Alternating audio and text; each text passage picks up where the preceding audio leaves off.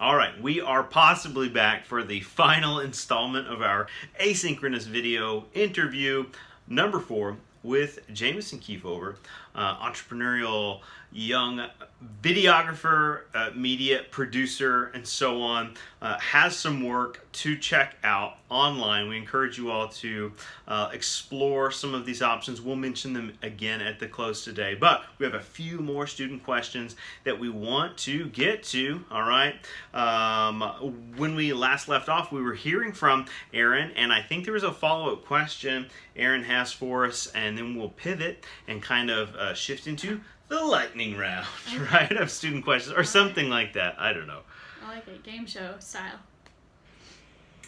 And second, as an Okie, I really enjoyed the local flair in many of the samples of your work, especially the Plaza District documentary.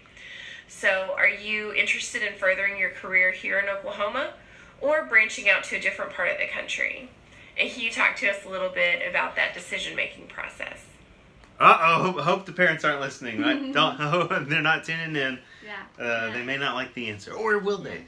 I love Oklahoma. That's something that my Plaza District documentary helped me realize was I've lived in Oklahoma my whole life, and with the Plaza, I was interviewing these people who have been kind of the pioneers of all the different districts of Oklahoma City.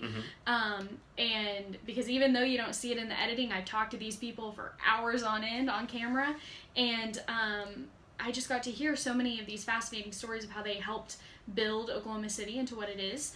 And because it's come a long way. We have to agree that like Oklahoma City and the surrounding areas have come a long way in the past, 20 years of kind of that entertainment vibe and like retail business.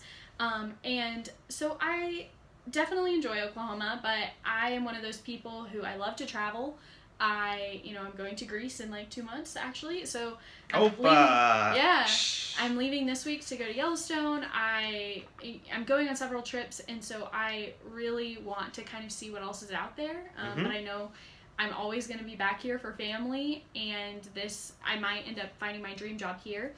But ultimately, I think that I have to give myself a chance to go out there and see another, part of the world. I've only ever lived, 30 minutes away from my parents, so I should kind of branch out, but everyone's different. Mm-hmm. So if, Absolutely. You feel like this is the place for you, then stay here. But, if you, have that inkling of like, what if, like I do, I'm gonna see. Yeah, be open to opportunity. Let's take some of our written questions that we've got here today. Let's start with Stephanie. Stephanie has some questions. Which one or a couple stood out to you when you read through them? Is there one? Let's see. I kind of like this one. Sure. Just because it's a little different. And then this one I like. So first we'll talk about how to get into filmmaking. So with me going to OCU, they have a film department, and I was working for my television station as well. But there's always student films. There's always going to be student films going on. You can get on Facebook. There's so many like Oklahoma City filmmakers, because even there's student films, independent films. There's even commercials that come to Oklahoma City a lot. The Dead Center Film Festival? Yeah, you can do an internship with Lance McDaniel, who is the founder of Dead Center. You can work with him, and that's probably the best thing about being in Oklahoma. I know some of you guys aren't from Oklahoma, so this is hard, a little tougher. But I'm sure those areas have the same or probably even more opportunities. But being from Oklahoma, it's a very kind of like close-knit group of people who, you work on one film and you're going to constantly start working together. But don't lock yourself into thinking that's all that you can be a part of. Since Oklahoma is so tight-knit, it's always the same people. But, don't be afraid to work with someone, in New York, in Memphis, and wherever. And traveling for those jobs or whatever. But looking online, looking at maybe films that are coming to your town. There's the Oklahoma Film and Music Office that you can look up online, and they constantly are helping films come to Oklahoma City or the surrounding areas, and I'm sure other states have the same. But yeah, there's so many online resources, and then like I was talking about fundraisers, go to those fundraisers and network, because if you say, I don't have a ton of experience and I want to get more, if you have a card, or if, someone else has a card, you can get in contact and quickly start trying to do that. But there's so many ways. The Paramount in Film Row in Oklahoma City has a lot of fundraisers constantly, and you can go to those, and they'll normally have speakers or something, but just getting your name out there and face out there. And now that so many local businesses and organizations are active on social media, another area we stress in the Communication, Media, and Ethics degree, look these organizations up, follow them. Okay, you don't have to have an active presence online necessarily to follow other active voices, and you can learn a lot about the goings on, the happenings that are taking place in and around whatever region of the country or globe you live in. Stephanie asks an additional question about your experience with short films, but also other media productions that you've worked on. Talk about a time when you were under a tight deadline and how you handled meeting that deadline. Yeah, like I was talking about before, you're gonna have deadlines in communications, and thankfully the older you get, I think they're a little bit more like reasonable. Not reasonable, but you're not being graded for it. And so you have that professional communication. Not you. But I know that I was working for News on the Twos. It was my campus news station, and it was a class where we would do a newscast, every other week. And so I, being the overachiever that I am, would always take like 3 or 4 stories, or someone would drop the ball on a story, and I'd be like, I can pick it up. And so I always found myself being one of the last people to get anything done, to get everything completely done. And that is stressful, but also, if you're under that deadline one time, then the next time you're going to be like, oh, well, I'm not going to wait until the day before to get my interview. I'm going to make sure that I have this ready. But also something to remember is, if you're planning more beforehand, there's going to be less work later on. So if you have a story idea or a video idea, research what you're trying to do, and not just say, oh, well, I'm really passionate about the Plaza District. Instead of just being like, oh, well, who can I talk to and who can I interview? I made sure that I researched and make sure that I knew exactly the area and the people to talk to, because you don't want to waste your time, interviewing someone that ends up not even fitting the mold of what you're trying to tell people. So make sure that you're planning that accordingly, asking the right questions. You guys are developing your questions. But proofread them, read your feedback. That's what I'm hearing.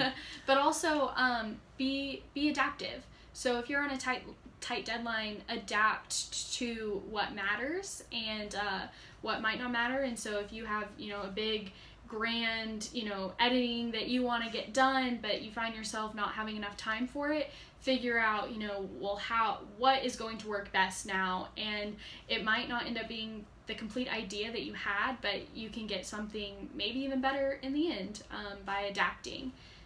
And also being adaptive to your interview. You guys are writing these interview questions, but let's say you have 5 questions, but in your first question they say something off the wall that doesn't fit the mold of your other ones. That's okay, and you can ask them about whatever they just said. So like we were doing in a way. So just be adaptive to your situations, because you could easily get something better in the end that's unplanned. Absolutely. We've been reading Emma Lee Potter's Interviewing for Journalists in this course, and it's worth noting, as always, interviewing is not just for journalists. We do it every day. We're constantly interacting with people, and our communication matters. But our ability, our strength, our skill to ask not only great questions, to develop great questions, but also the skill of the follow-up question is significant, and that is what Jameson is highlighting here. Let's shift to a question from Ezel, and then we will take one from Brittany and kind of close things out. Right? Did we do Ezel? Did we do Ezel? I think we listened to it. Oh, we previewed it. Yeah, we were previewing it because it was one you hadn't taught Question yet. for Miss Jameson Keefover. All right, I have one question, but it's a two-part question. Oh, a two-parter. We'll see. Miss Keefover, because of your experience in filmmaking and television, what advice can you give me if I want to launch a career in the film business as well? All right, so now technically you've been giving us advice all along the way here, dropping breadcrumbs. Is there anything you can think of that you haven't mentioned? Something that's important? One of the areas we stress here is active networking, or talk about how do you get your brand out? How do you send your message out to people? So for me, I'm a big Instagrammer. I have Twitter just because it's something professional that people look into, and so I just kind of like retweet stuff. But ultimately, I like to kind of tease my stuff on Instagram. So if I have a new episode coming out, if I just did an interview, I try to promote myself. I look to a lot of examples from local news anchors.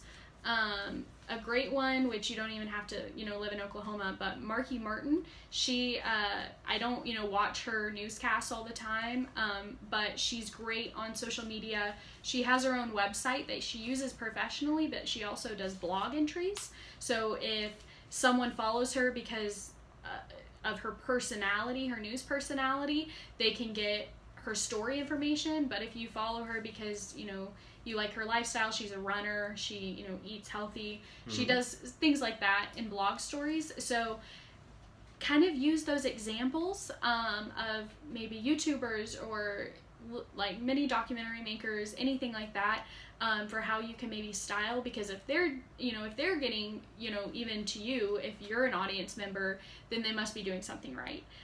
And so kind of look at that, but also find what your kind of like niche is. So, I don't just go out there and just be like, I make documentaries. It's like, well, I've made a documentary about this, and I made a documentary about this, and I know those expertise. And so, you can start taking film jobs and kind of do a variety of sorts, but depending on what career goals you want to do, also finding your passion, finding what you think is going to matter the most to you long run, and then promoting that, because it'll be easier to promote something that you care about. Excellent takeaway, that look for opportunities to intersect your passion with your area of growing expertise, because you don't want to get stuck into a situation where something you perhaps are passionate about in a way doesn't quite blossom if it's in a setting or a situation or dealing with a subject matter or a certain group of people that are going to deplete that passion from you. Yeah, and there's always other opportunities. So if you are working on one thing and you don't enjoy it as much as another thing, then get that done and then work on the next thing. I know so many filmmakers, they all have to work on multiple projects at once, but they might be working on one project that it's not everything they want and more, but it's paying them, they are getting good connections, it's a good job, so they're getting the job done, and then they're going and working on kind of their passion projects. And so you have the ability to do that no matter what your career is. My original plan coming out of school was I was going to work for a news station and then on the side do freelance film work. And so I might still end up doing that. I might end up doing something else. I don't know yet. But no pressure. You can always kind of diversify until you find, okay, like, this is really what I want to do, and if you have the luxury to just do that, then go for it.